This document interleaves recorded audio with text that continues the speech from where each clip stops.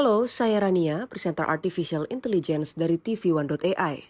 Warganet ramai membicarakan nama cawapres Gibran Rakabuming Raka dalam pembicaraan di media sosial setelah menonton debat perdana calon wakil presiden yang digelar KPU Jumat malam. Debat cawapres perdana kali ini membahas 6 tema besar, yakni ekonomi, meliputi ekonomi kerakyatan dan ekonomi digital, keuangan, pajak dan tata kelola APBN APBD, investasi, perdagangan, infrastruktur, dan perkotaan. Layaknya debat perdana Capres 2024 sebelumnya, debat Cawapres 2024 juga menarik perhatian warganet di media sosial. Gibran Rakabuming yang menjadi Cawapres nomor urut 2 menjadi pusat perhatian dalam debat tersebut.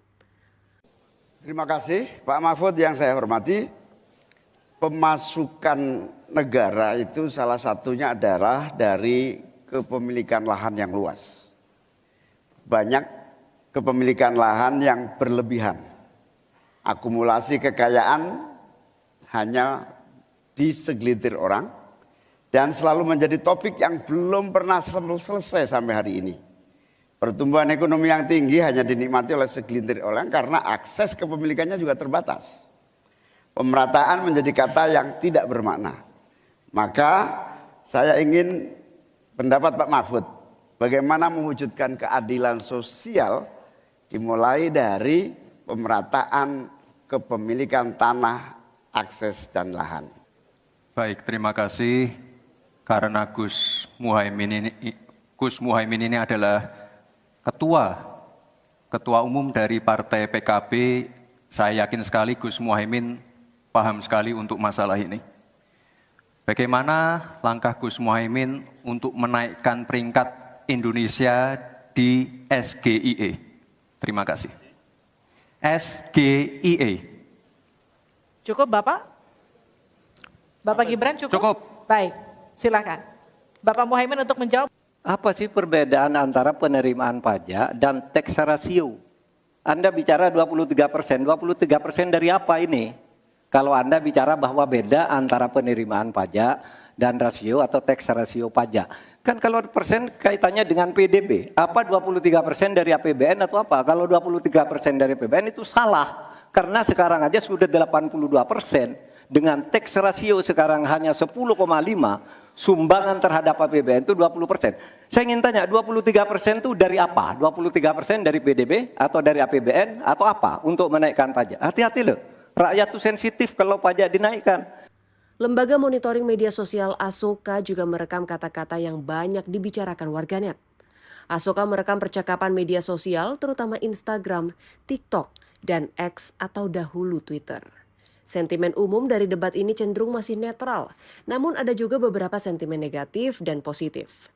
Jika dibandingkan dengan jelang debat, sentimen netral bertambah sekitar 6% menjadi 89%, negatif 8%, dan positif hanya 3%. Namun untuk emosi, warganet yang mengekspresikan rasa sedih naik sekitar 4%, sedangkan yang bahagia turun 4%, sisanya marah, khawatir, dan suka tetap di bawah 10%. Sistem monitor media sosial Drone Emprit juga menyebut nama Gibran lebih banyak di-mention di platform X ketimbang Muhaimin dan Mahfud. Dari percakapan saat debat berlangsung, Drone Emprit merekam sentimen masing-masing cawapres di platform X sebagai berikut. Warganet merespons cawapres nomor urut 2 Gibran Rakabuming dan cawapres nomor 3 Mahfud MD dengan sentimen positif yang lebih mendominasi ketimbang negatif. Sementara cawapres nomor urut 1 Muhaimin Iskandar menerima respons positif dan negatif yang hampir berimbang saat waktu debat masih berlangsung. Drone Emprit mencatat, top topik untuk cawapres nomor urut 1 Muhaimin adalah tidak setuju IKN, ingin bangun 40 kota setara Jakarta, kamu, serta UMKM dengan hashtag Selepetnomik, Selepet Aja Gus, Anies Muhaimin 2024, dan Amin Aja Dulu. Sedangkan top topik untuk cawapres nomor urut 2 Gibran Rakabuming adalah IKN, investor, APBN, simbol, pemerataan pembangunan, hilirisasi, dan tidak Jawa sentris. Untuk hashtag Gibran, 02 melanjutkan, Indonesia sentris, Anak Muda Indonesia Emas, Kerja Nyata Gibran, dan Gibran Membuktikan. Dan top topik untuk cawapres nomor urut 3 Mahfud MD saat debat adalah pertumbuhan ekonomi 7%, pajak untuk atasi disparitas ekonomi, pinjol, IKN, investor belum ada, serta infrastruktur sosial.